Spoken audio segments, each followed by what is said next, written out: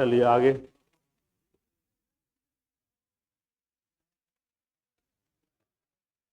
और सैटरडे के लोग कम आते हैं क्या जी? सैटरडे को क्लास ना होता है? घर चल जाते हैं?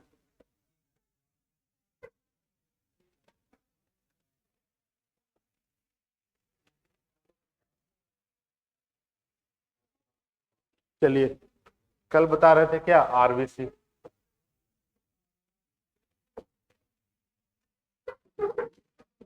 बताइए आरबीसी का फुल फॉर्म। आरबीसी का मेडिकल टर्म में दूसरा नाम क्या बोलते हैं? इरिथ्रोसाइट। आरबीसी का जन्म लाल अस्थि मज्जा कहाँ होता है? लाल अस्थि। ठीक है। अब बताइए आरबीसी का जो लाइफ स्पेन, ग्रेवयार्ड, कब्रिस्तान। ग्रेवयार्ड समझते हैं ना, कब्रिस्तान। ठीक है। आरबीसी का रीजनरेशन, रीजनरेशन कहाँ? लिया। ब्लड बैंक, ब्लड बैंक भी कहाँ? ठीक है। आरबीसी को किस मेजरमेंट द्वारा नापते हैं? आरबीसी को मापन किससे करते हैं? Haemocytometer, haemocytometer. ठीक है। और लास्ट में बताए थे कि आरबीसी जो है संख्या में सबसे ज्यादा, आपके ब्लड में आरबीसी सबसे ज्यादा कितना होना चाहिए? मिलियन में होना चाहिए, 4.5 से 5 या 5.5 मिलियन तक होना चाहिए। ठीक है। और महिलाओं में 1 से 1.5 मिलियन कम होता है। चलो अब आगे, मेन फंक्शन क्या है थोड़ा समझिएगा इसको। Function of RBC,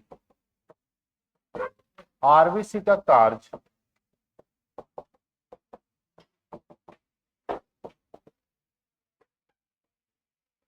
function of RBC लिखना नहीं है, सुनना है।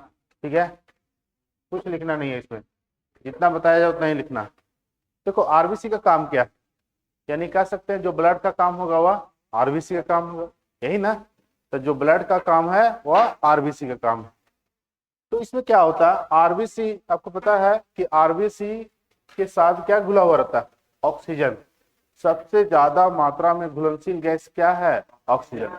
अगर क्वेश्चन आ जाए कि पर्यावरण में उससे कौन सा गैस है जो ब्लड के साथ सबसे ज्यादा घुलनशील गैस होती है? ऑक्सीजन। ऑप्शन में कार्बन मोनोऑक्साइड रहेगा तो कार्बन मोनोऑक्साइड लेंगे। सबसे घुलनशील कार्बन मोनोऑक्साइड है, लेकिन कार्बन मोनोऑक्साइड क्या इन्वायरमेंट में है? नहीं है। वो कहाँ प्राप्त होता है? आपकी गाड़ियों के धुआं से। ठीक है। आप ऐसा अमेठी वगैरह जलाइएगा तब कार्बन मोनोऑक्साइड मिलेगा, रूम हीटर जलाइएगा तब कार्बन मोनोऑक्साइड मिलेगा। तो ये सबसे कार्बन मोनोऑक्साइड, तो सबसे घुलनशील गैस कार्बन मोनोऑक्साइड है। लेकिन कार्बन मोनोऑक्साइड ना रहेगा तो क्या लेंगे? ऑक्सीजन। बात है समझ में? तो हमारा क्वेश्चन यहाँ बनता है कि ठीक है ऑक्सीजन है, ऑक्सीजन हमारे बॉडी में किस रूप में रहता है? जैसे ऑक्सीजन तो है, लेकिन हमारे शरीर में किस फॉर्म में होता है ऑक्सीजन? ऑक्सीजन क्या अकेले है? नहीं है। किसके साथ है? आरबीसी के साथ है। तो हम कह सकते हैं कि ऑक्सीजन जो है हीमोग्लोबिन के साथ घुला हुआ रहता है। किसके साथ? हीमोग्लोबिन। यानी ऑक्सीजन हीमोग्लोबिन के साथ क्या हो जाता है? डिजॉल्व हो जाता है, घुल जाता है। तो ऑक्सीजन हमारे शरीर में अकेले नहीं रहता है, ये क्या करता है? ट्रांसपोर्ट होते रहता, संवहन होते रहता है एक पॉइंट से, मतलब एक जगह से दूसरे जगह पर। तो अकेले नहीं रहता, किसके साथ रहता है? हीमोग्लोबिन। तो हमारे बॉडी में ऑक्सीजन जो है वो ऑक्सी हीमोग्लोबिन के फॉर्म में रहता है, HbO2। Hb मतलब क्या हो गया? हीमोग्लोबिन। Hb मतलब हीमोग्लोबिन और ऑक्सीजन। तो ये हम कह सकते हैं कि मानव के शरीर में ऑक्सीजन कैसा? ऑक्सी हीमोग्लोबिन के रूप में रहता है। किस फॉर्म में? ऑक्सी हीमोग्लोबिन के फॉर्म में। तो हम लिख सकते हैं कि मानव के शरीर में ऑक्सीजन ऑक्सी हीमोग्लोबिन के फॉर्म में रहता है। ठीक है। सबसे पहला ये। अब देखो ऑक्सी हीमोग्लोबिन का काम क्या है, ये हीमोग्लोबिन का काम क्या है? ठीक है। तो आपको बता दें थे कि जो आपके बॉडी में जो कोशिकीय शोषण होता है, कोशिकीय शोषण समझते हैं, जहां ग्लूकोज का ब्रेक डाउन होता है। ग्लूकोज का ब्रेक डाउन किसके प्रेजेंट में? ऑक्सीजन के प्रेजेंट में। तो कोशिकीय श्वसन कहाँ होता है? माइटोकॉन्ड्रियम, पढ़ा है ना। माइटोकॉन्ड्रिया में कोशिकीय श्वसन होता है। तो क्या होता है बाबू, ये तो पता है कि ऑक्सीजन के प्रेजेंट में किसका ब्रेकडाउन होता है, ग्लूकोज का। और यहाँ हीमोग्लोबिन किसको लेके आ जाएगा, ऑक्सीजन को। ऑक्सीजन को नहीं लाएगा। तो मेन आरबीसी का काम है किसको, ग्लूकोज को ब्रेक डाउन करना, यानी कोशिकीय श्वसन करवाना। क्या करवाना, कोशिकीय श्वसन। और यहां से क्या बनेगा बताइए, कार्बन डाइऑक्साइड, पानी और एटीपी। ये क्या बनेगा, एटीपी। एटीपी पता है सबको, एटीपी क्या है, ऊर्जा। तो ये हीमोग्लोबिन ऑक्सीजन को कैरी किया, यानी क्या किया, कैरी कर रहा है एक जगह से दूसरे जगह, पूरा बॉडी में क्या कर रहा है, सर्कुलेट करवा रहा है। और ये हीमोग्लोबिन ऑक्सीजन को कहां लेके जाता है, जहां आपके पास ग्लूकोज है। ठीक है, तो इस सेल के पास ग्लूकोज का ब्रेकडाउन किसके प्रेजेंट में होता है, ऑक्सीजन के प्रेजेंट में। क्या बनता है, कार्बन डाइऑक्साइड, पानी और एटीपी। पानी का तो बहुत जरूरी है। पानी आपके बॉडी में या हमारे बॉडी में कितना परसेंट है, 68 से 70% पानी रहता है। और एटीपी का भी जरूरी है। एटीपी क्या किया, ऊर्जा बनाया, और ऊर्जा से ही ना आप लोग सर्वाइव कर रहे हैं।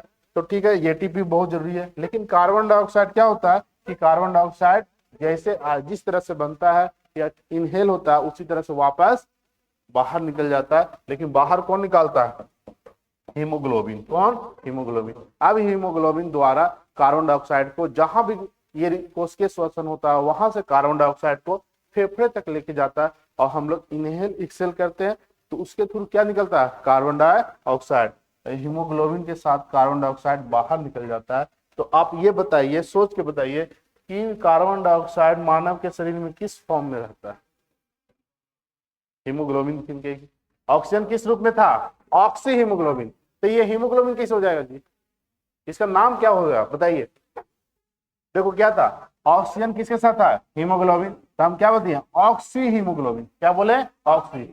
ये कार्बन डाइऑक्साइड किसके पास है, हीमोग्लोबिन। तो क्या बोलेंगे, कार्बोक्सी हीमोग्लोबिन। क्या बोलेंगे, कार्बोक्सी हीमोग्लोबिन, HbCO2। इसका नाम क्या हो जाएगा, कार्बोक्सी हीमोग्लोबिन। तो मानव के शरीर में ऑक्सीजन किस रूप में है, ऑक्सी हीमोग्लोबिन, कार्बन डाई, कार्बोक्सी हीमोग्लोबिन।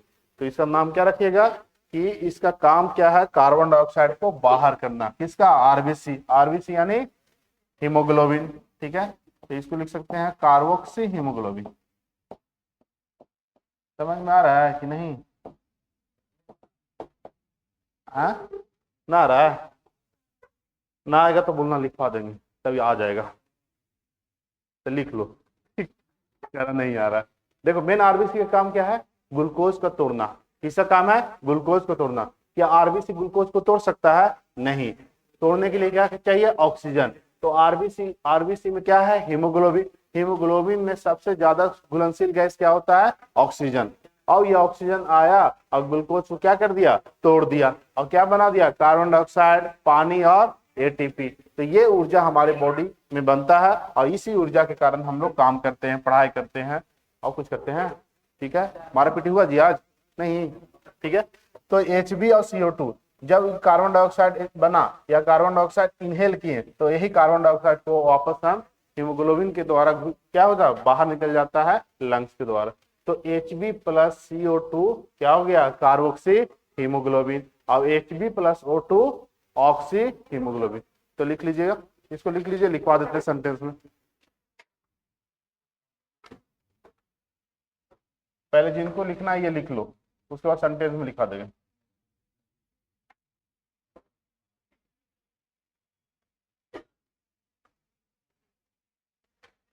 बस आपको ये दो याद रखना, ऑक्सी हीमोग्लोबिन और कार्बोक्सी। ये एनसीईआरटी का क्वेश्चन है, ठीक है।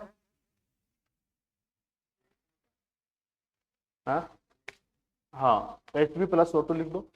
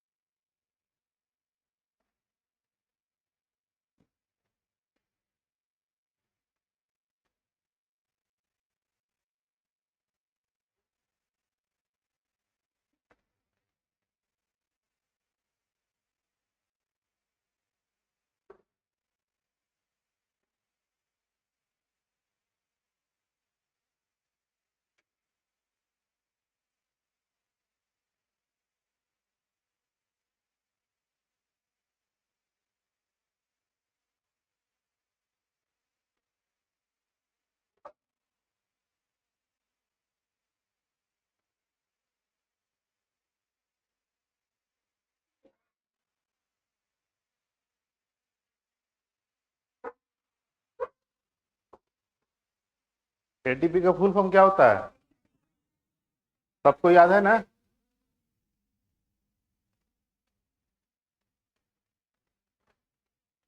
ये ग्लूकोज का टूटने से कितने एटीपी बनते हैं? 38।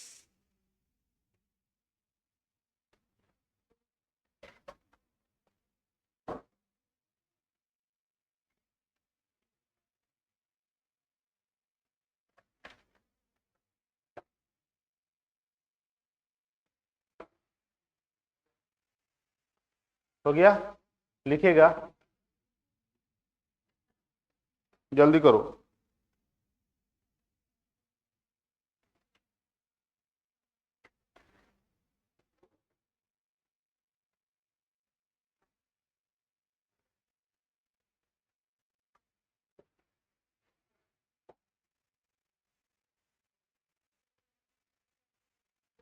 लिखिएगा पॉइंट देकर के,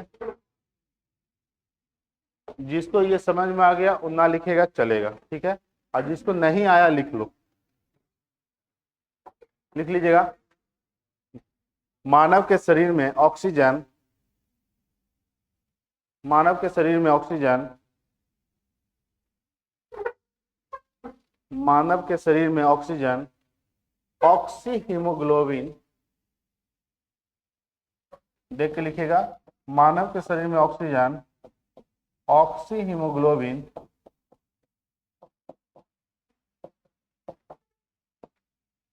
ऑक्सी हीमोग्लोबिन के रूप में रहता है।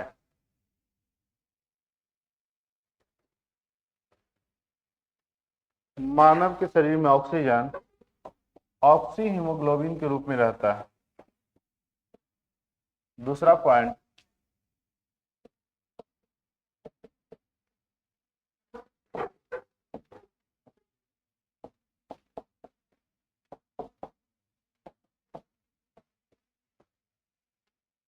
दूसरा पॉइंट देखिएगा, समझिएगा। अगर क्वेश्चन ये आ जाए कि एक हीमोग्लोबिन के साथ कितने ऑक्सीजन के अणु जुटे हुए रहते हैं, कितने हीमोग्लोबिन? एक। एक हीमोग्लोबिन के साथ ऑक्सीजन के 4 अणु जुटे हुए रहते हैं। ये सबसे महत्वपूर्ण क्वेश्चन है, ठीक है? ऑक्सी हीमोग्लोबिन के फॉर्म में तो रहता है, लेकिन एक हीमोग्लोबिन के साथ ऑक्सीजन के कितने अणु जुटे हुए हैं? 4। तो इसको बना लीजिएगा, ठीक है?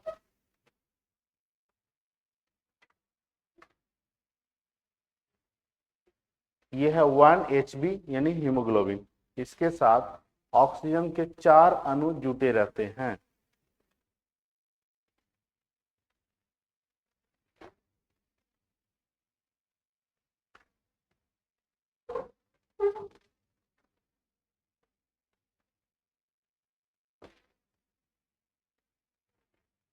हो गया? लिख लीजिएगा। एक हीमोग्लोबिन के साथ, एक हीमोग्लोबिन के साथ, एक हीमोग्लोबिन के साथ ऑक्सीजन के 4 अणु, अणु यानी मॉलिक्यूल, ठीक है? ऑक्सीजन के 4 अणु जुड़े रहते हैं। एक हीमोग्लोबिन के साथ ऑक्सीजन के 4 अणु यानी 4 मॉलिक्यूल्स ऑफ ऑक्सीजन, ऑक्सीजन के 4 अणु क्या जुड़े रहते हैं।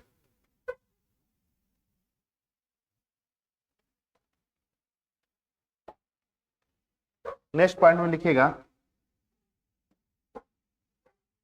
देखिएगा कार्बन डाइऑक्साइड,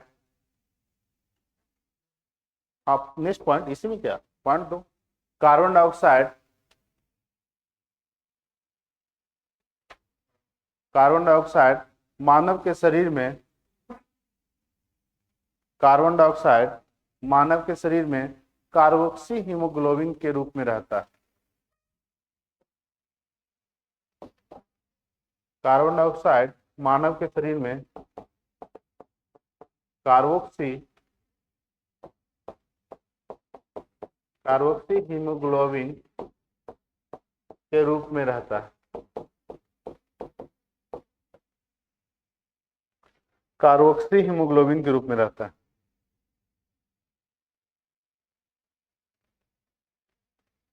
कार्बोक्सी हीमोग्लोबिन के रूप में रहता है। ये बताइए कि सबसे ज्यादा घुलनशील गैस मानव रक्त में क्या होता है? सबसे ज्यादा अगर कार्बन मोनोऑक्साइड रहेगा तो कार्बन मोनोऑक्साइड, दूसरे नंबर पर ऑक्सीजन आता है। ठीक है, तो अगर क्वेश्चन आएगा कि सबसे ज्यादा घुलनशील गैस क्या है? Carbon monoxide. आप बताइए हीमोग्लोबिन के साथ सबसे ज्यादा अगर ऑक्सीजन है और कार्बन मोनोऑक्साइड है, जैसे मान लीजिए इस रूम में क्या है? ऑक्सीजन है अभी, ठीक है, विंडो विंडो सब बंद कर दो, गेट उट सब बंद कर दो, वेंटिलेटर सारा बंद कर दो, और इसमें जला दो कुछ रूम हीटर या अमेठी जला दो, जला करके छोड़ दो, धीरे धीरे क्या होगा? कार्बन मोनोऑक्साइड क्या हो रहा है? रूम में बढ़ रहा है, और जैसे रूम बढ़ेगा तो ऑक्सीजन की मात्रा क्या हो जाएगी? कम जाएगी। अब इतना ज्यादा मतलब कमेगी नहीं, वही रहेगा, लेकिन सब इतना ज्यादा कार्बन मोनोऑक्साइड आएगा कि आप जो इनहेल लीजिएगा, सांस के द्वारा लेने लीजिएगा, क्या लीजिएगा? Carbon monoxide. और ये कार्बन मोनोऑक्साइड हीमोग्लोबिन के साथ सबसे अधिक एक्टिव होता है। अब ये तुरंत क्या हो गया? घुल गया, कार्बन मोनोऑक्साइड ले लिए भरपेट। ठीक है, अब यहाँ पर आप क्या खाए हैं? पहले से खाना है आपके बॉडी में C6H12O6, ये क्या एक बार में ब्रेक डाउन हो जाता है? अब तो धीरे धीरे टूटता है। ये कार्बन मोनोऑक्साइड यहाँ आ गया, किसके पास आ गया? ग्लूकोज के पास। इसका ब्रेक डाउन होगा? इसका ब्रेक डाउन नहीं होगा, ना एटीपी बनेगा, ना पानी बनेगा, ना ही कार्बन डाइऑक्साइड, यानी एटीपी भी नहीं बनेगा, ऊर्जा बना नहीं है, तो दम घुटने से इंसान की मौत हो जाती है। और ये दम घुटता है तो उस इंसान को पता भी नहीं चलता, जो जैसे आराम से जला उला के रूम हीटर सो गए ना, तो आप सोए रह जाइए। हाँ, इसको बोलते हैं silent killer, silent killer gas.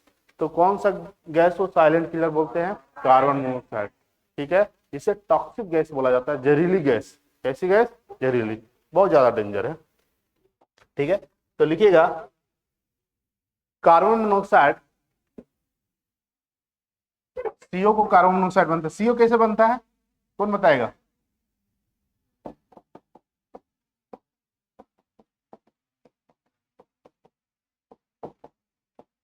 Carbon monoxide CO, कोई भी आप फ्यूल को जला रहे हैं ऑक्सीजन के एब्सेंट में ना, तो वहां से कार्बन मोनोऑक्साइड निकलता है। ठीक है, ऑक्सीजन नहीं मिला, पर्याप्त मात्रा में नहीं मिला, तो जो भी गैस निकलेगी वो कैसा मिलेगा? कार्बन। जैसे मान लीजिए आप गाड़ी चला रहे हैं तो फ्यूल जो जलता है वहां से धुआं निकलती है, क्या ऑक्सीजन के प्रेजेंट में जल रहा है? ऑक्सीजन के प्रेजेंट में जलता तो आग लग जाती, फायर हो जाता है। तो ऑक्सीजन के एब्सेंट में जलता है, जिससे वो स्मोक या धुआं निकल रहा है, वह ज्यादा टॉक्सिक है, उसमें क्या है? Carbon monoxide. नहीं, बचपन में लोग जैसे गाड़ी वगैरह जाता था तो लोग सुनते थे, ऐसा होता था बचपन में। जैसे इन लोग तो बच्चे हैं, शायद तुम लोग करती हो नहीं? तो लिखेगा मानव के शरीर में सबसे ज्यादा घुलनशील गैस, क्या लिखवा दिए थे कुछ? क्या? हाँ, तो कहीं से भी लिख लो, कार्बन मोनोऑक्साइड। कार्बन मोनोऑक्साइड मानव के शरीर में सबसे ज्यादा घुलनशील गैस होती है। ये सबसे अधिक घुलनशील होती है, सबसे ज्यादा घुलनशील गैस होती है। अगर कार्बन मोनोऑक्साइड ऑप्शन में आ रहा है तो आप ऑक्सीजन लेते, ठीक है, इसके बाद दूसरा नंबर ऑक्सीजन, दोनों रहेगा तो इसी को ना लेंगे जी। सबसे अधिक कौन सा घुलनशील है? कार्बन मोनोऑक्साइड, उसके बाद ऑक्सीजन। ठीक है, लिख लीजिएगा कार्बन मोनोऑक्साइड को टॉक्सिक जहरीली गैस कहा जाता है। कार्बन मोनोऑक्साइड को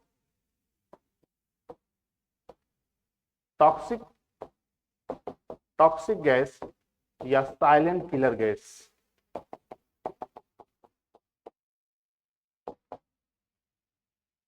कार्बन मोनोऑक्साइड को जहरीली गैस टॉक्सिक गैस कहा जाता है। इसका हिंदी मत करना, साइलेंट किलर ही लिखना। क्या करोगे हिंदी? साइलेंट किलर को हिंदी क्या करोगे? आराम से मार देना, ऐसे लिखोगे नहीं, इसको साइलेंट किलर गैस कहा जाता है।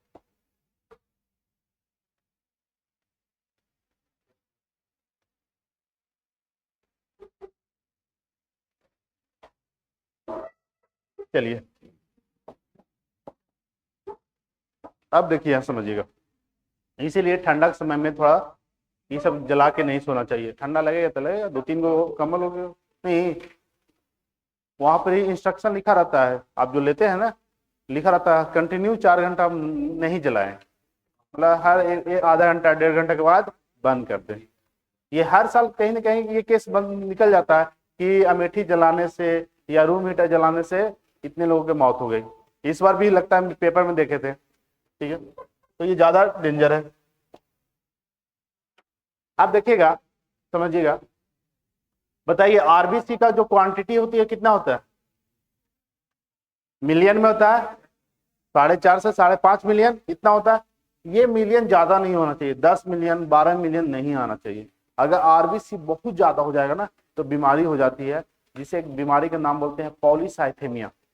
पॉलीसाइथेमिया एक बीमारी है, जब आपके बॉडी में आरबीसी बढ़ जाएगा, यानी ब्लड क्या हो गया, बढ़ गया, तो पॉलीसाइथेमिया। इसका सिम्टम्स लक्षण क्या है कि वैसे इंसान के बॉडी पर, स्किन पर काला काला धब्बा हो जाएगा, डॉट डॉट डॉट, पूरा बॉडी में कैसा धब्बा, काले काले। ऐसे इंसान के देखें आप लोग कि पूरा स्किन पर क्या है, काला काला गोरा चिमटा है और काला काला धब्बा है, ठीक है। तो उसमें ब्लड का आरबीसी बहुत ज्यादा है, आरबीसी क्या है, बहुत ज्यादा है। तो नेक्स्ट पॉइंट लिखेगा कि आरबीसी के बढ़ने से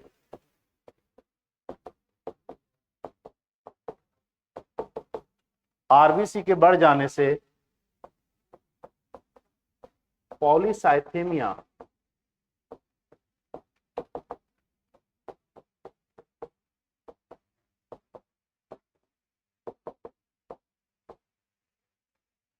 आरबीसी के बढ़ जाने से पॉलीसाइथेमिया नामक बीमारी होती है। आरबीसी के बढ़ जाने से पॉलीसाइथेमिया नामक बीमारी होती है। पॉलीसाइथेमिया,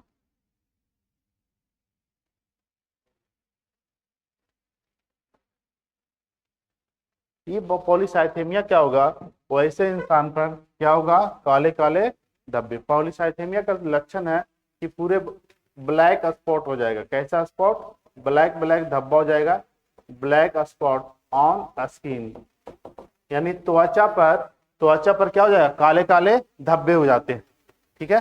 यानी वैसे इंसान में ब्लड क्या हो गया, बहुत ज्यादा।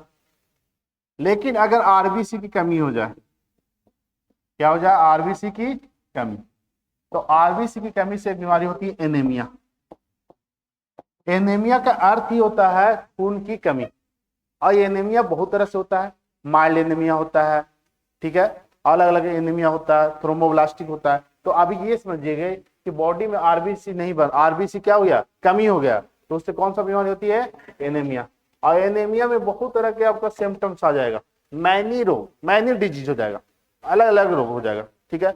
यानी खून की कमी आ जाएगा, तो आपका सही से ऊर्जा बॉडी में नहीं बनेगा, क्योंकि खून क्या कर रहा है, आरबीसी क्या कर रहा है, ऑक्सीजन को संवहन कर रहा है, ट्रांसपोर्ट कर रहा है। आपका ऑक्सीजन ट्रांसपोर्ट नहीं होगा तो क्या ग्लूकोज टूटेगा, नहीं, ग्लूकोज सही से नहीं टूटेगा, ग्लूकोज सही से नहीं टूटा तो ऊर्जा भी नहीं बनेगा। तो जिसका खून की कमी रहता है वो बोलता है देखो ना थोड़ा चक्कर चक्कर लग रहा है, बेहोशी लग रहा है, तो क्या हुआ, बॉडी में ऊर्जा बन रहा है, नहीं है, तो उसको बहुत सा अटैक हो जाएगा, तुरंत सर्दी खांसी हो जाएगा, ठीक है, क्योंकि उसका एनर्जी ही नहीं है, आला सूता का माला बन जाएगा। तो आरबीसी की कमी से कौन सा बीमारी, एनीमिया। एनीमिया की कमी के कारण क्या, मतलब खून की कमी, एनीमिया मतलब क्या, खून की कमी। तो लिख लीजिएगा, आरबीसी की कमी हो जाने से एनीमिया नामक बीमारी होती है। आरबीसी की कमी हो जाने से एनीमिया नामक बीमारी होती है। एनीमिया,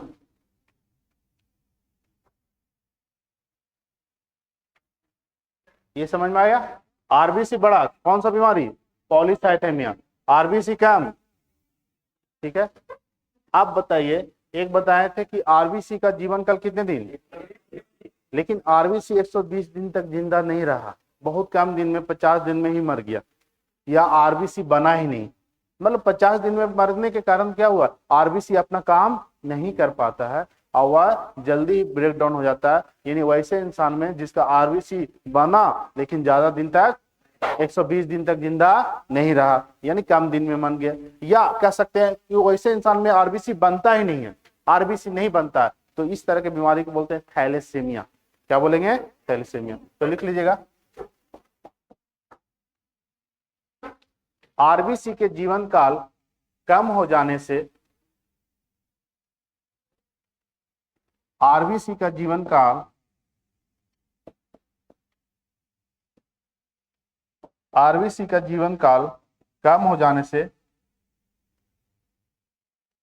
या आरबीसी न बनने से, या आरबीसी न बनने से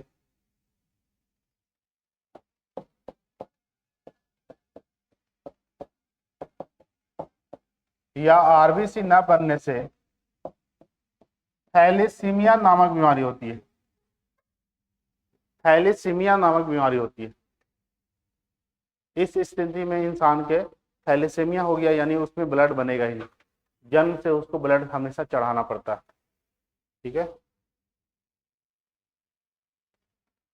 ये इस कंडीशन में क्या होगा, आरबीसी का जीवन काल 120 दिन से घट करके क्या,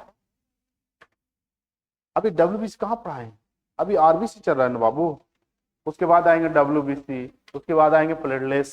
ठीक है, अभी आपका चैप्टर क्या चल रहा है, आरबीसी। थोड़ा बना के रखिए तब ना समझ में आएगा क्या होगा। चलो, क्या हुआ जी?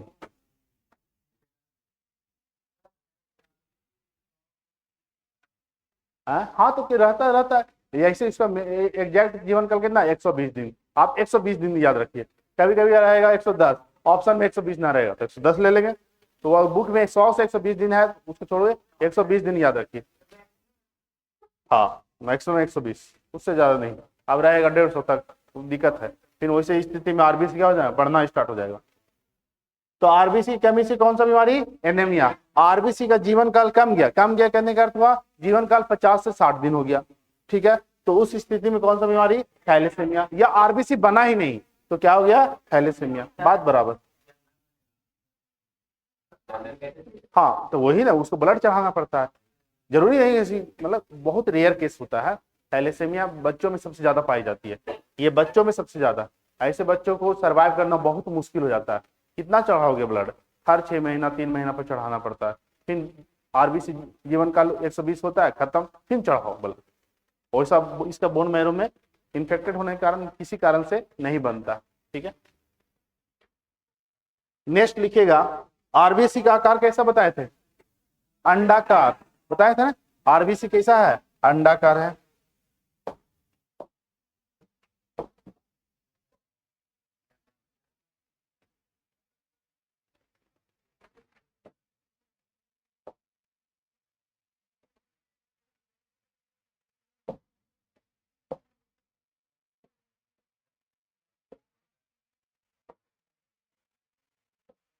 देखो यहाँ पर बोल रहे थे खून पतला होता है, देखो इधर, ये क्या है, आरबीसी है। क्या है, आरबीसी। इसी तरह से आपके ब्लड में कण पाए जाते हैं। क्या बिना इलेक्ट्रॉन माइक्रोस्कोप से देख सकते हैं, मुश्किल। ठीक है, ये क्या है, आरबीसी। अब चॉकलेट है, चॉकलेट नहीं,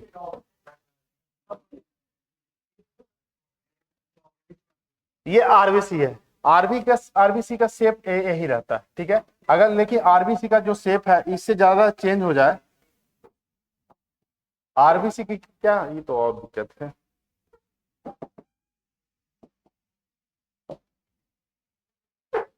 आरबीसी का देखो आकार कैसा है, ओवल है, यही आकार इस तरह से हो जाता है, या ऐसे कर देते हैं। ठीक है, ये शेप में, आकार में क्या हो गया, चेंज हो गया, आरबीसी का आकार में चेंज। तो जिसका आरबीसी का आकार ओवल ना होकर के कैसा हो गया, आधा मून, हाफ मून लग रहा है ना, या इसको बोलते हैं सिक्केल। सिक्केल को हाशिया समझते हैं, अरे घास काटने वाला, उस हसुआ, उसको हाशिया बोलते हैं। क्या बोलते हैं, ठीक है, हम लोग बोलचाल में हसुआ बोलते हैं, लेकिन आपको पेपर में लिखा रहेगा हाशिया। ठीक है, क्या लिखा रहेगा, हाशिया। तो ये हाशिया देखो, यहाँ लगा दो, घास काटने के लिए हो जाएगा। ठीक है, तो यहाँ जो है आकार जो है इसका हसुआ आकार का हो जाता है, नहीं समझे, हसुआ आकार का, या कह सकते हैं आधा मून के आकार का, आधा मून के आकार का। तो इस स्थिति में भी इंसान में आरबीसी की कमी हो जाती है, आरबीसी की कमी, यानी आरबीसी का जो आकार में चेंज हो जाना, कैसा असमान हो जाना, तो इसे एक बीमारी बोलते हैं सिकल सेल एनीमिया। कैसा बीमारी? Sickle cell anaemia. एनीमिया का अर्थ क्या हुआ? खून की कमी। क्यों खून की कमी हुआ? क्योंकि इसका आकार क्या हो गया? चेंज। सर्वाइव ज्यादा दिन नहीं करेगा, पहले ही खत्म हो जाएगा। लेकिन इसका मेन रीजन होता है इसका आकार बदल जाता है। आकार होना चाहिए अंडाकार और हो गया हसुआ आकार का, घास काटने लग, तो ये क्या हो गया? इसमें भी एनीमिया। तो नेक्स्ट पॉइंट में लिखेगा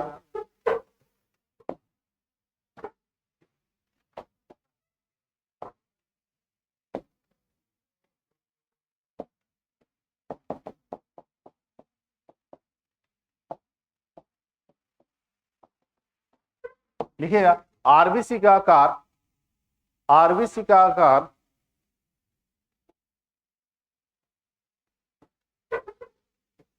आरबीसी का आकार आधा मून, आधा मून अर्धचंद्र, आधा मून को क्या बोलेंगे? अर्धचंद्र। आधा मून या हाशिया आकार के, आधा अर्धचंद्र लिख लो, अर्धचंद्र ये सबसे अच्छा है, ठीक है। नहीं, अर्धचंद्र मतलब क्या? Half moon,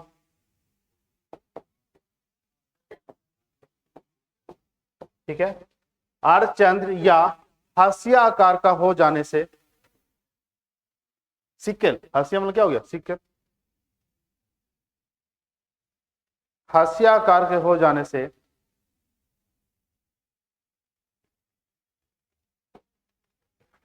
sickle cell anaemia नामक बीमारी होती है।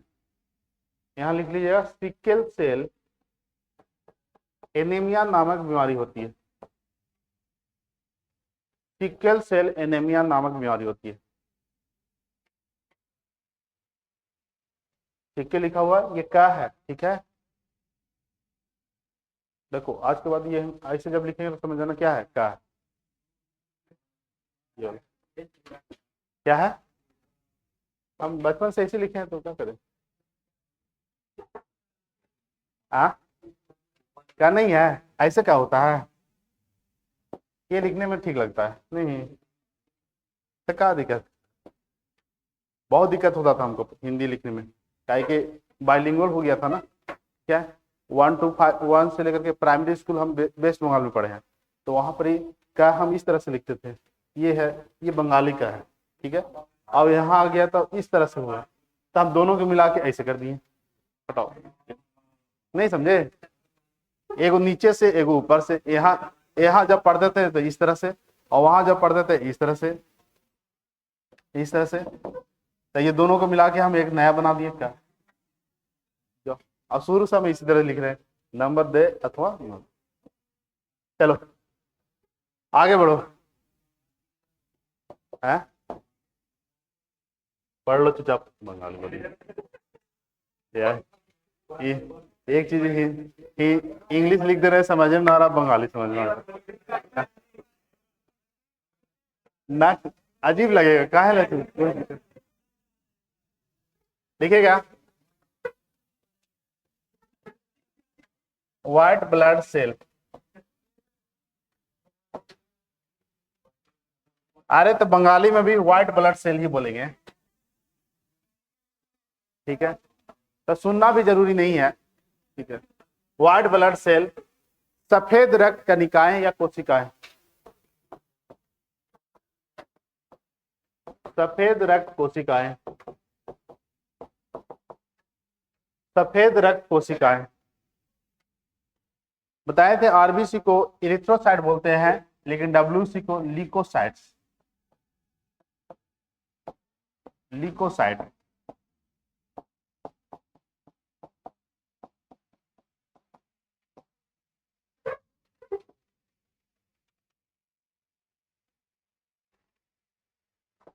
ल्यूकोसाइट, डब्ल्यूबीसी का दूसरा नाम क्या है? ल्यूकोसाइट। क्वेश्चन आ जाएगा कि निम्नलिखित में से कौन सा डब्ल्यूबीसी है, आपके रहेगा ल्यूकोसाइट, इरिथ्रोसाइट, ठीक है, थ्रोम्बोसाइट, तो क्या बताइएगा? लिकोसाइट, WBC को ही बोलते हैं लिकोसाइट।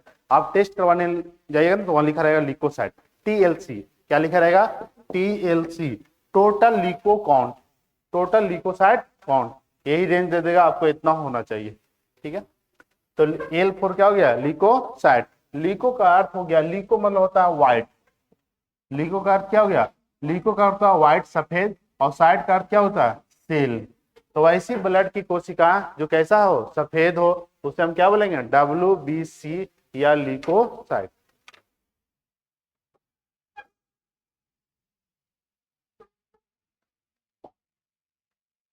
ये WBC कितना होना चाहिए? मेल हो या फीमेल, WBC बराबर होना चाहिए, मेल या फीमेल। ठीक है, ये पुरुष और महिलाओं में WBC क्या होता है? बराबर। कितना होना चाहिए? 8000 से 10,000, 8000 से 10,000 100 ml हीमोग्लोबिन में। अगर 100 ml हीमोग्लोबिन में टेस्ट करते हैं तो WBC की संख्या कितना होना चाहिए? 8 से 10,000, इससे ज्यादा नहीं होना चाहिए। ठीक है, बहुत ज्यादा हो गया तब दिक्कत, कम हो गया तब दिक्कत। क्या दिक्कत होता है समझ में आएगा आगे।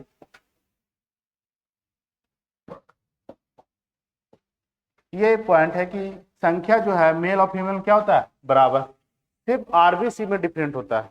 ठीक है, बाकी WBC, प्लेटलेट, सारा चीज बराबर होना चाहिए। इसका अब WBC का जीवन काल, लाइफ स्पेन, यानी कितने दिन तक जिंदा रहता है?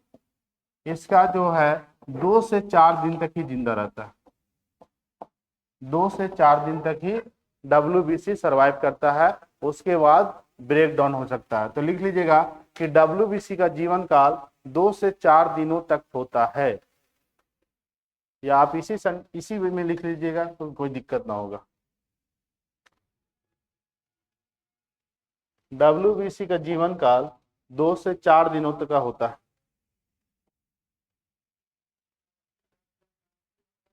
8 से 10,000 वह संख्या में होना चाहिए, क्वांटिटी में होना चाहिए।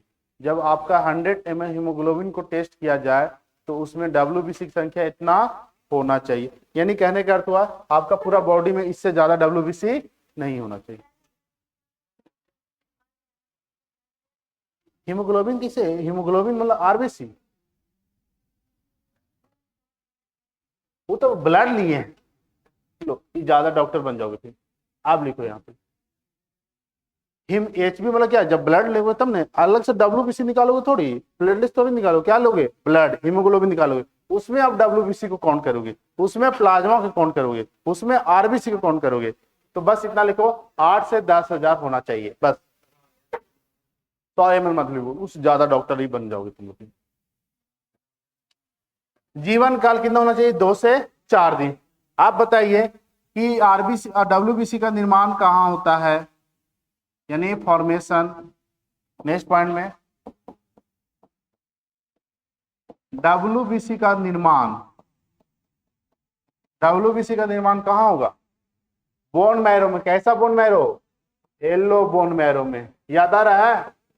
पीली अस्थि मज्जा में, पीली अस्थि मज्जा में WBC का निर्माण होता है। WBC का निर्माण येलो बोन मैरो में होता है, पीली अस्थि मज्जा में।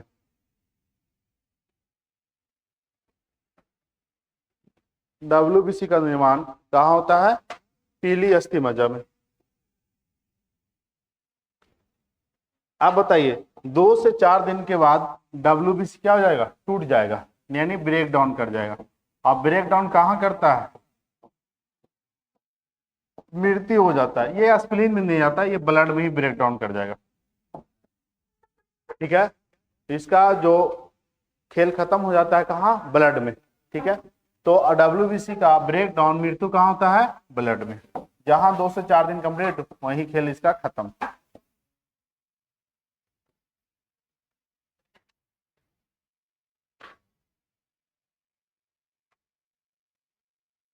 सबसे महत्वपूर्ण, WBC का आकार कैसा होता है? शेप।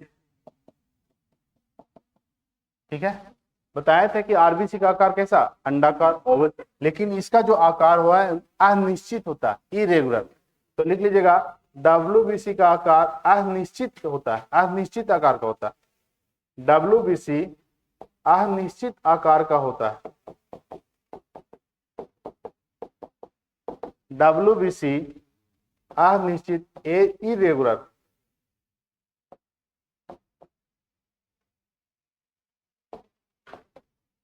WBC अनिश्चित आकार का होता है। इसका कोई एक शेप नहीं है। जिस तरह से अमीबा का कोई आकार नहीं होता है, उसी तरह से WBC का भी कोई आकार नहीं है। तो WBC की अनिश्चित आकार का होता है। हाँ, इसमें केंद्रक पाए जाते हैं। ठीक है, तो लिख लीजिएगा, बोलो 13 से, गलती है उसको काट दो, 13 से 20, मैक्सिमम होता है 8 से 10 दिन प्लेटलेट्स का जीवन काल, और प्लेटलेट्स से भी कम होता है WBC का। किसका? तो उसको काट दो यार गूगल से पढ़ो और क्या। नेक्स्ट लिखो, नेक्स्ट लिखेगा WBC के, लिखेगा WBC में केंद्रक पाए जाते हैं। WBC में, ये WBC का आकार है, कोई फिक्स आकार नहीं है, इसमें केंद्रक पाए जाते हैं। WBC में केंद्रक पाए जाते हैं। ठीक है, अब समझिए इसका मेन क्या होता है।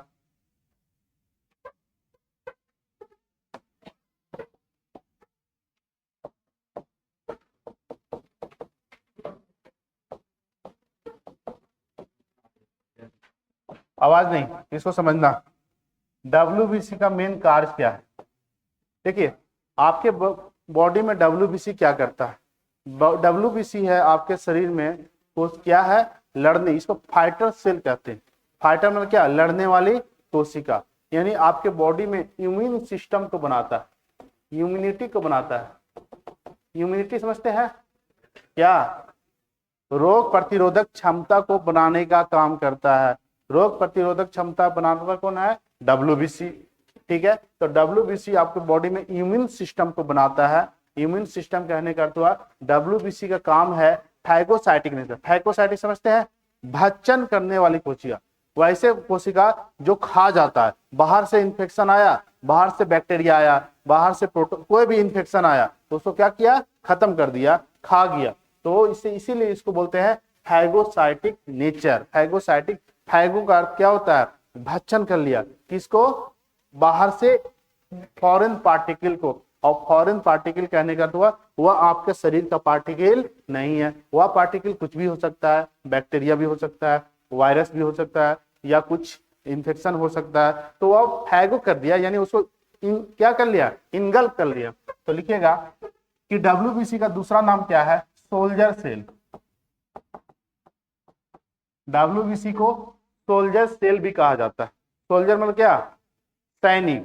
ठीक है, WBC को बॉडीगार्ड सेल भी कहा जाता है। ये सब इसका दूसरा नाम है। WBC को बॉडीगार्ड सेल भी कहा जाता है।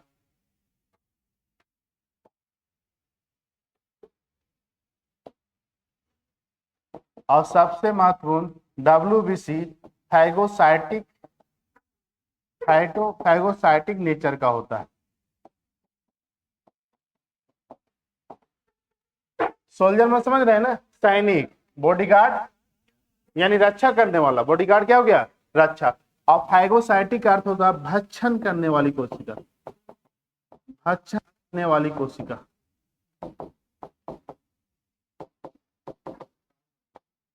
हाँ, इसका मेन फंक्शन, ठीक है, भक्षण करने वाली कोशिका, इसका मेन फंक्शन है। अब किसका भक्षण करेगा? इन्फेक्शन को।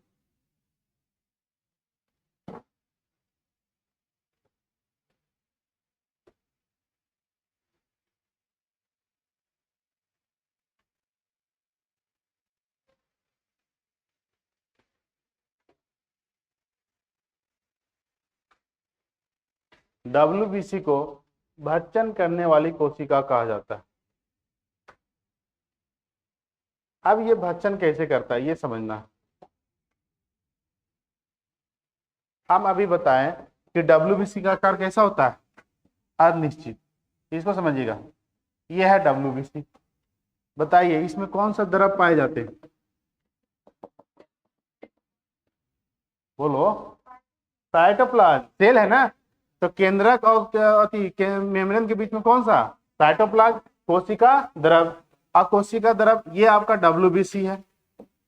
ये फाइगोसाइटिक नेचर क्यों कहलाता है? जैसे ऊपर से आ गया क्या, कोई बैक्टीरिया आ गया, छोटा सा बैक्टीरिया बना दिया, ये बैक्टीरिया है, ठीक है, इन्फेक्शन है। तो ये WBC इसको देख लिया कि अरे ये मेरे घर का नहीं है, तो ये क्या करेगा, WBC अपना आकार चेंज करने लगेगा। ये अपना आकार चेंज करेगा, ये अपना आकार इस तरह से चेंज करते करते ये क्या करेगा, इसके नजदीक जाएगा। किसके नजदीक? इन्फेक्शन, बैक्टीरिया के नजदीक। और लास्ट में क्या करेगा, ये अपने बॉडी के अंदर इसको क्या ले लेगा, ये अपना साइटोकोशिका द्रव को फैलाएगा, और कोशिका द्रव को फैलाते फैलाते इस बैक्टीरिया को क्या ले लेगा, अपने अंदर इनगल्प कर लिया, निगल गया। और ये निगल गया तो आप बैक्टीरिया से आपको बचाने का काम किया। तो ये बॉडीगार्ड सेल हुआ कि नहीं हुआ? ठीक है, सैनिक सेल हुआ, क्योंकि वो फौरन दुश्मन को क्या किया, मार दिया। और फाइगोसाइटिक करने का हुआ, ये भक्षण कर लिया। भक्षण मतलब क्या, निगल गया, खा गया। तो इसी तरह से ये बैक्टीरिया को क्या करता है, खा जाता है। और बैक्टीरिया को खाते समय ये अपना कोशिका द्रव को क्या करता है, एक्सपैंड करता है, फैलाता है। इसीलिए WBC को क्या बोलते हैं, भक्षण करने वाली कोशिका।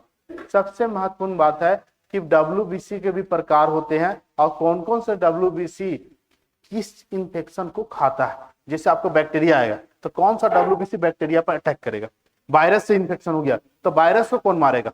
किसी को एलर्जी हो जाता है, एलर्जी समझते हैं, किसी को खाने से एलर्जी हो गया, कोई कुछ नहीं खाएगा, कोई बैगन खाएगा तो एलर्जी हो जाएगा, होता है ऐसा। किसी को मशरूम खाने से एलर्जी हो जाएगा, पनीर खाने से भी होता है ना, चिकन खाने से। किसी अब किसी किसी को होगा, किसी को डस्ट से हो जाता है, ठीक है, किसी को पेंट से हो जाएगा, पेंट होगा घर में एलर्जी हो जाएगा, सिर दर्द। तो ये सब क्या होगा, WBC उससे बचाने का काम करता है। और कौन कौन सा WBC होता है ये समझिएगा, लिखिएगा। WBC के प्रकार, टाइप्स ऑफ WBC। WBC के प्रकार,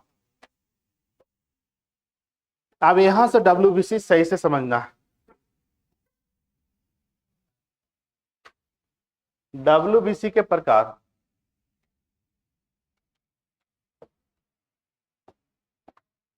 एक होता है कनिकामय WBC। कनिकामय कहने का अर्थ हुआ वैसे WBC, ग्रेनुलोसाइट लिखिएगा, ग्रेनुलोसाइट्स WBC, वैसे WBC जिसके सरफेस एरिया पर क्या पाए जाते हैं, कण। क्या पाए जाते हैं, कण।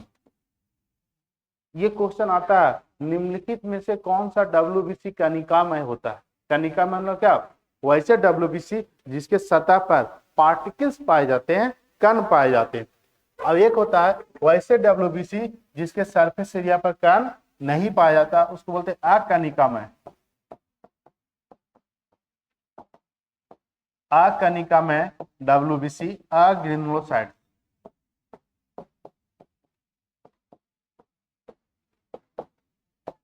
तो कण के आधार पर, पार्टिकल्स के आधार पर WBC के कितने भागों में, 2 भाग। इसमें कण पाए जाते हैं, इस तरह से मान लीजिए WBC पर क्या है, कण पाए जाते हैं, कण पाए जाते हैं। और जिसमें कण कण नहीं पाए जाते,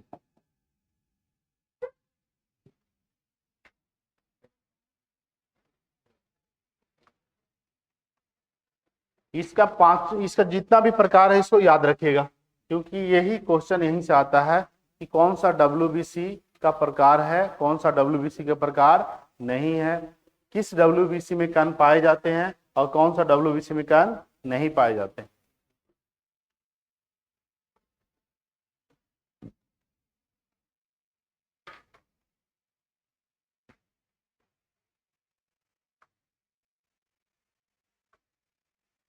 कनिका में WBC, कनिका का अर्थ ही समझ में आया कि कण पाए जाते हैं, अकनिका में यानी कण नहीं पाए जाते।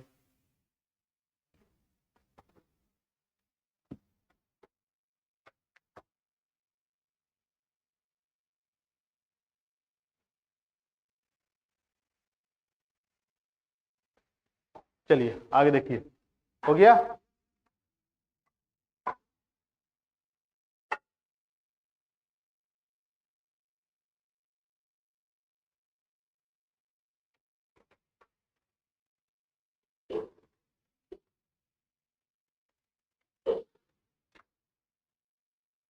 सब मिला जुला के लिखते हो जी इसमें? हाँ, बायोलॉजी का कॉपी है कि मिली जुली है? तो इसी में कर दिया, एक स्पेशल बना लो तब ना। हाँ, फिर घर पे जाके लिखते हो। चलो यहाँ देखो, अब कनिका में डब्ल्यूबीसी कौन कौन है इसको याद रखना। देखिए ध्यान से, वैसे डब्ल्यूबीसी जिसके सरफेस एरिया पर क्या पाए जाते हैं? कण। ठीक है, और ये टोटल 3 होते हैं। पहला न्यूट्रोफिल्स, यहां से आपको याद रखना है न्यूट्रोफिल्स, ये डब्ल्यूबीसी के प्रकार है। आप डब्ल्यूबीसी टेस्ट करवाने जाइएगा, आप बीमारी से ग्रसित होइएगा तो आप टेस्ट करवाने जाइएगा तो यही सब का टेस्ट होगा। न्यूट्रोफिल्स, बेसोफिल, इसिनोफिल्स, यही सब का टेस्ट होता है। ठीक है, दूसरा जो है कि बेसोफिल्स, इस पर भी कण पाए जाते हैं। नाम है, हिंदी में भी लिखिएगा बेसोफिल्स। ठीक है, तीसरा में इसिनोफिल्स।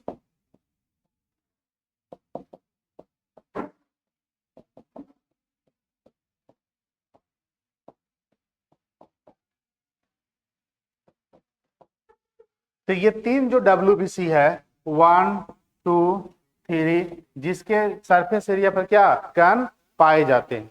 तो जिस सरफेस एरिया पर कण पाए जाते हैं वह कौन कौन है? Neutrophils, basophils, इसिनोफिल्स। ठीक है, ये भी देख लीजिए, उसके बाद उतारिएगा। ये जो डब्ल्यूबीसी है ये टोटल कितने होते हैं? 2। हम टोटल डब्ल्यूबीसी 4 और 5 कर दिए, 3 वहां लिखे। एक होता है मोनोसाइट, मोनोसाइट का नाम सुने हैं ना आप लोग? मोनोसाइट। एक होता है लिम्फोसाइट।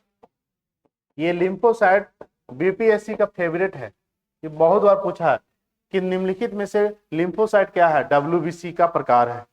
ठीक है, तो लिम्फोसाइट। तो ये मोनोसाइट और लिम्फोसाइट एक ऐसा डब्ल्यूबीसी है जिसके सरफेस एरिया पर कण नहीं पाए जाते। डब्ल्यूबीसी के टोटल कितने प्रकार हो गए? 5। न्यूट्रो, बेसो, इसिनो, मोनो और लिम्फो।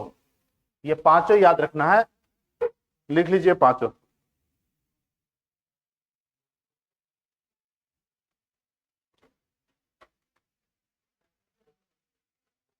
ये इसिनोफिल्स है, ई ओ लिख दो, और क्या? अगर स्पेलिंग मिस्टेक हुआ हुआ तो लिख दीजिए। कहां से रह, EOSINO। ठीक है, अब ओ बोला तो ओ कहां से लिख दिया? ऐसे ESI होगा। ठीक है, लिख लीजिए, यहां लिखिए इसिनोफिल्स, ये सही है।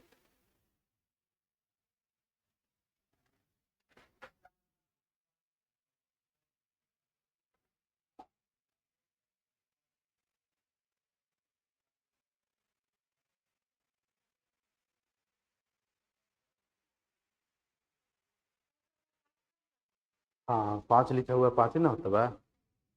हाँ हाँ, तो कण के बारे में पूछा जाए तो 3, और ना कण है तो 2। पार्टिकल्स, कण मतलब क्या? उसके देखो स्ट्रक्चर पर दिखाते हैं। यहां तक हो गया?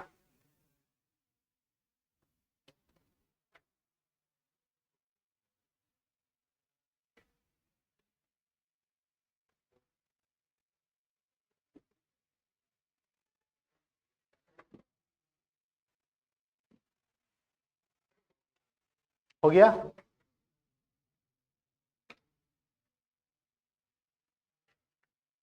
चलिए अब यहां देखिएगा, टोटल डब्ल्यूबीसी कितने? 5। बताइएगा। Neutrophil, basophil, eosinophil, monocyte, lymphocyte. ये जो डब्ल्यूबीसी है इस पर कण पाए जाते हैं, और ये सब डब्ल्यूबीसी में कण नहीं पाए जाते हैं। आप थोड़ा देखिएगा, पिक्चर दिखाते हैं आपको कि ये कण क्या होता है।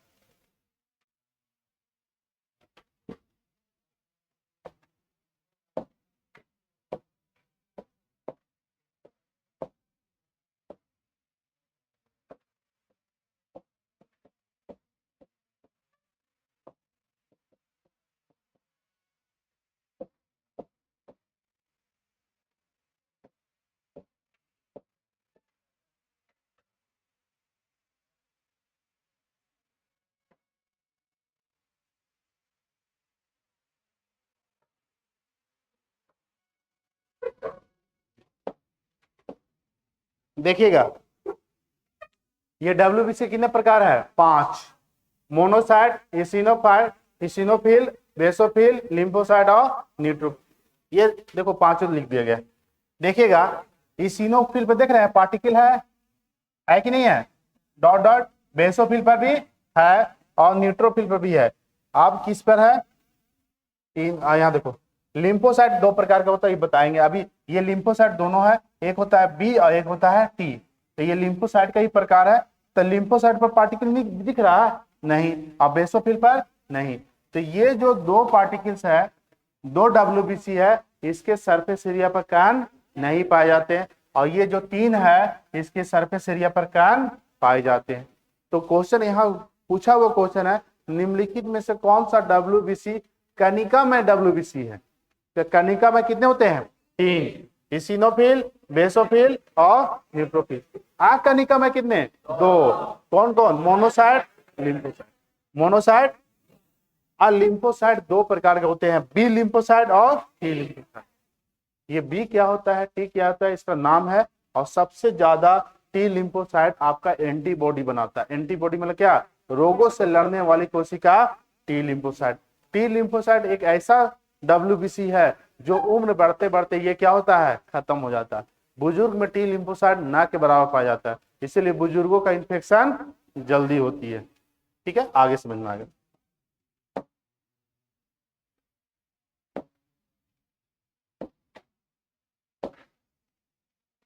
अब यहां से क्वेश्चन आता है कि कौन सा डब्ल्यूबीसी सबसे अधिक मात्रा में पाया जाता है? कौन सा डब्ल्यूबीसी सबसे अधिक मात्रा में? कौन सा डब्ल्यूबीसी सबसे कम मात्रा में? कौन सा डब्ल्यूबीसी सबसे बड़ा और कौन सा डब्ल्यूबीसी सबसे छोटा? 4 क्वेश्चन बनेगा। तो इसके सामने लिखिएगा न्यूट्रोफिल सबसे अधिक मात्रा में पाया जाता है। कुछ नहीं, यहीं पे लिख लीजिएगा ये अधिक मात्रा में, मैक्सिमम नंबर में। जगह नहीं है तो नहीं है तो नीचे लिख लो, सेंटेंस में लिख लो। न्यूट्रोफिल्स, पॉइंट देख लिखिएगा, न्यूट्रोफिल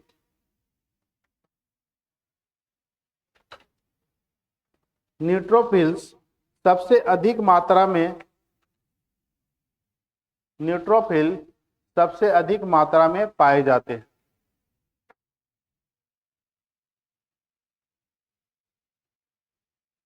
और जिनको जगह है बेसोफिल के सामने लिखिएगा मिनिमम, सबसे कम।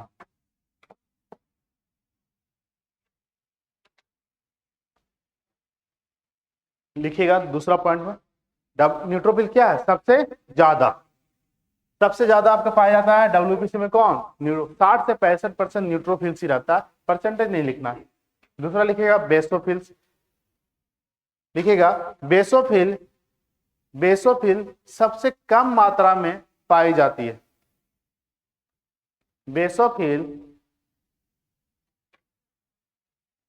बेसोफिल सबसे कम मात्रा में पाई जाती है।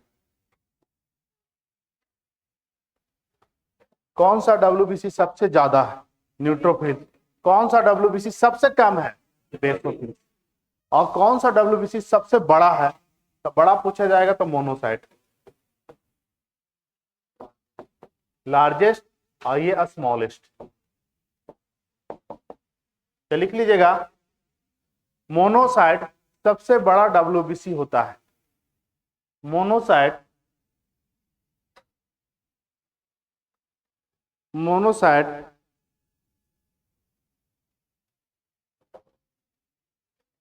मोनोसाइट सबसे बड़ा होता है। मोनोसाइट WBC कैसा है? सबसे बड़ा है। आप बताइए सबसे छोटा WBC लिम्फोसाइट, तो लिख लीजिएगा सबसे छोटा WBC लिम्फोसाइट होता है।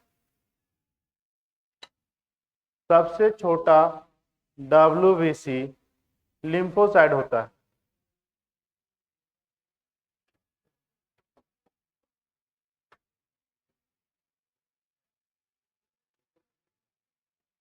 जो ये 5 काम करेगा वही WBC काम करेगा। आप जैसे आपको इन्फेक्शन होता है तो ये पांचों का टेस्ट किया जाता है। किसका किसका टेस्ट होगा? देखें रिपोर्ट, ब्लड टेस्ट में देखिएगा कि कोई हाल फिलहाल में रिपोर्ट अगर करवाए हैं तो देखिएगा न्यूट्रोफिल्स, बेसोफिल, इसिनोफिल, मोनोसाइट और ये पांचों का टेस्ट होता है। बताइए WBC कितने प्रकार? 5। ठीक है, सबसे बड़ा मोनोसाइट, सबसे छोटा, सबसे बड़ी संख्या ज्यादा संख्या में और सबसे कम संख्या में।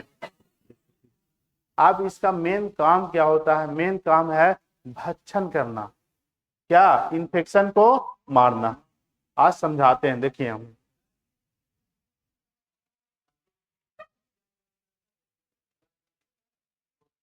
क्या WBC के उसको एक TLC नाम रहता है, total leucocyte TLC, total leucocytes count, एक TLC टेस्ट होता है। ठीक है, और वैसे इसे मेजर करते हैं तो हीमोसाइटोमीटर का ही यूज किया जाता है। TLC होता है, TNT ना होता है। PLT, तो PLT मतलब क्या हो गया? तो जांच तो सबसे नीचे देखना, TLC होगा।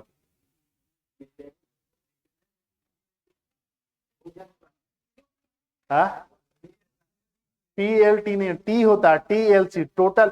ये पांचों टेस्ट होगा ना तो नीचे लिखेगा TLC। नहीं तो समझे? तुम लोग को दिखा दें, तुम लोग डॉक्टरे बन जाओगे, समझ रहे हैं?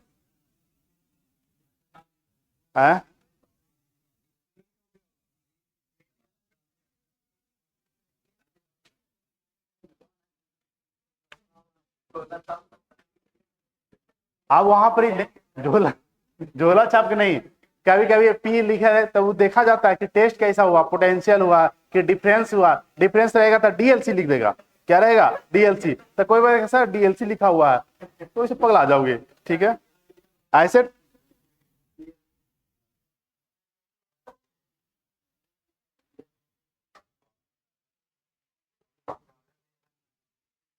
क्या नहीं पहना है?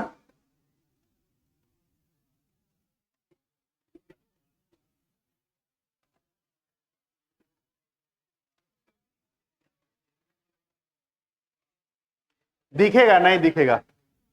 दिख रहा है, टोटल ल्यूकोसाइट काउंट TLC, ये मेन टेस्ट होता है। अब ऐसे बहुत डिफरेंट डिफरेंट होता है, आप डिफ्रेंशिएट करना रहेगा डॉक्टर को तो DLC टेस्ट लिख देगा। ठीक है, तो आप उतना मत डॉक्टर ही बनेगा का? आप ना देखे हो तब इसमें दिखाएं, तब चलो पढ़ाई करो। अब यहां समझिएगा, मेन जानना है कि कौन कौन से इन्फेक्शन से लड़ाई करता है। देखिएगा, अगर आपको न्यूट्रोफिल्स क्या करता है? अगर आपको बैक्टीरिया से इन्फेक्शन हुआ, किससे इन्फेक्शन हुआ? बैक्टीरिया, जीवाणु से इन्फेक्शन होता है तो उसमें न्यूट्रोफिल्स आपको बचाने का काम करता है। क्या बचाने का करता है? न्यूट्रोफिल्स। कभी आपको बैक्टीरिया से हुआ तो बैक्टीरिया से इन्फेक्शन होने के कारण यानी आपका न्यूट्रोफिल्स की संख्या क्या हो गया? कम गया। न्यूट्रोफिल की संख्या कम आ गया, इसीलिए बैक्टीरिया आप पर अटैक कर दिया। तो बैक्टीरिया से बचाता कौन है? न्यूट्रोफिल्स। बैक्टीरिया से लड़ता कौन है? न्यूट्रोफिल्स। बेसोफिल समझना, बेसोफिल क्या करता है? आपको एलर्जी से बचाता है। क्या करता है? एलर्जी। एलर्जी के कई कारण हो सकते हैं। एलर्जी का कई कारण, खाने पीने से एलर्जी हो सकता है, धूप से एलर्जी हो सकता है, डस्ट पार्टिकल से एलर्जी हो सकता है। तो एलर्जी से कौन बचाता है? बेसोफिल। ये बेसोफिल्स क्या होता है? आपको जैसी एलर्जी होगा, आप कुछ ऐसा खाएं, आपको बॉडी एक्सेप्ट नहीं कर पाया तो लीवर एक केमिकल रिलीज करता है। उसके आवाज कहां से आ रहा है जी? छुट्टी दे दें? आवाज करोगे तो फिर पढ़ा पाएंगे?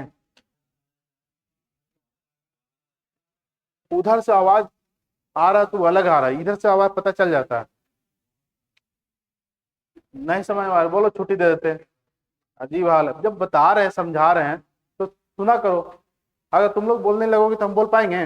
नहीं, मन खराब कर देता है यार। छोड़ दो, आज इतना ही रहेगा, कल बताएंगे। चल इसको समझाएंगे, लिख लेना।